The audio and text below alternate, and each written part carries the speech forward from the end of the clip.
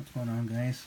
This is Jesse, back again with this video follow-up on the LG V20.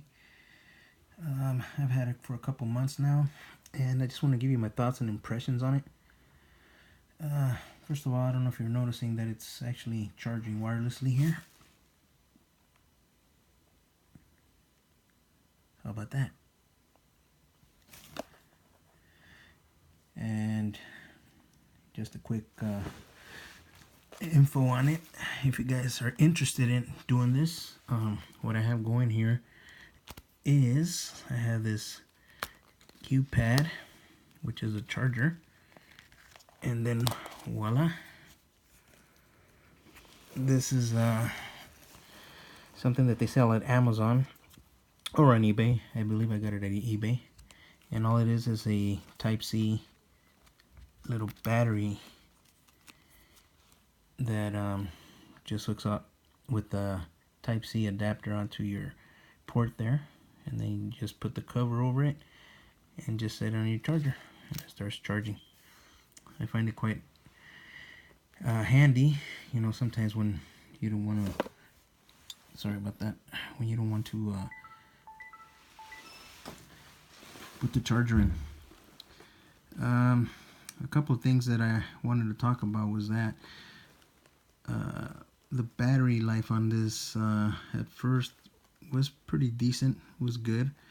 I consider myself a power user, and I'm getting around 4 hours of screen time. I do stream audio for about, it depends, between 3 and 5 hours a day. So when I do that, I, drops down the on-screen time, obviously, and to probably around 3 hours, 3.5. That's for me something that's really not acceptable. It is a lot better than the V10 as far as the battery life on it, but that's why, more than likely, if you got this thing, is because it has the removable battery. You go to 0 to 100 in like 10 seconds, so that's a plus on it. As far as some of the pros and cons on this thing, I really like some of the features.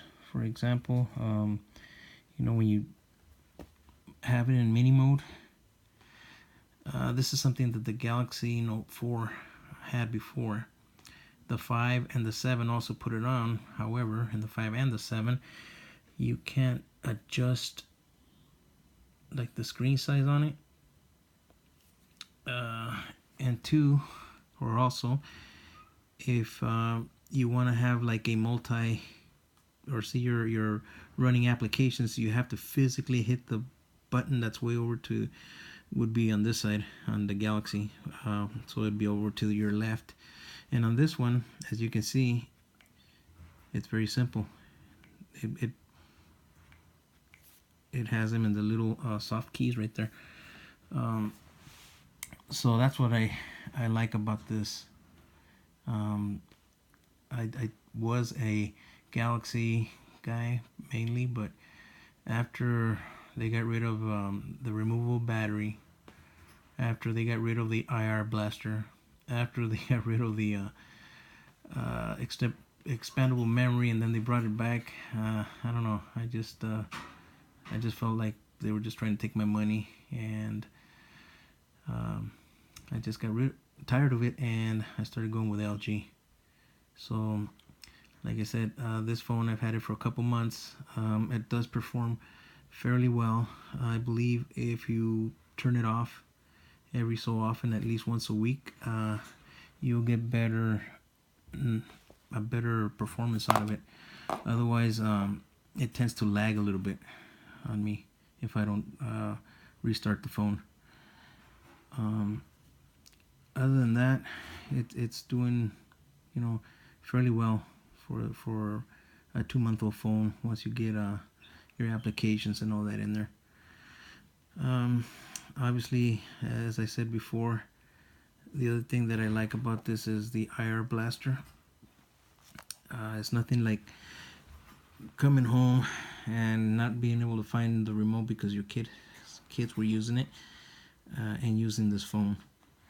So that's a big plus right there, and obviously the storage.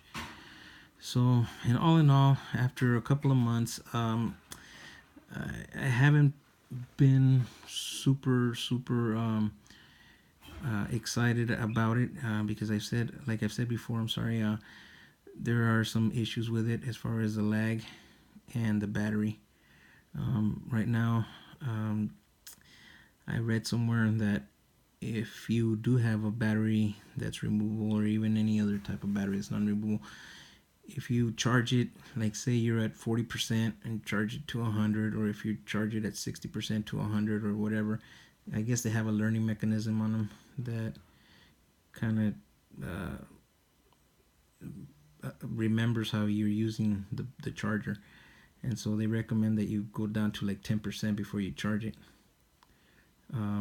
And maybe that's my problem, because right now it's not getting, maybe if I disconnect it like at 5 in the morning, by around 3:30 it's at 10%. I know a Galaxy, at least the Note 7 that I had, it'd be like 8 or 9 o'clock at night, and this guy is, like I said, 3:30. So it's not, the battery's not as good as a Galaxy, I don't think. But like I said, I'm just giving you my impressions on it. I do believe that it is a good phone to have if you had a Note 7 and you went to something like this. I think that was a good move. And that's why, if you can get a extra battery, I mean, then it's just a winning combination right there. So all in all, out of a 1 to 10, 10 being best, I'm gonna have to give it a 7.5. And in all the areas of battery and performance, and even the camera, it's pretty decent to me, but I have problems when I use it in low light. It just seems to me that the Galaxy phones are a little bit better in low light. iPhones, I'm not really sure, but I know Galaxies are. So stay tuned, guys.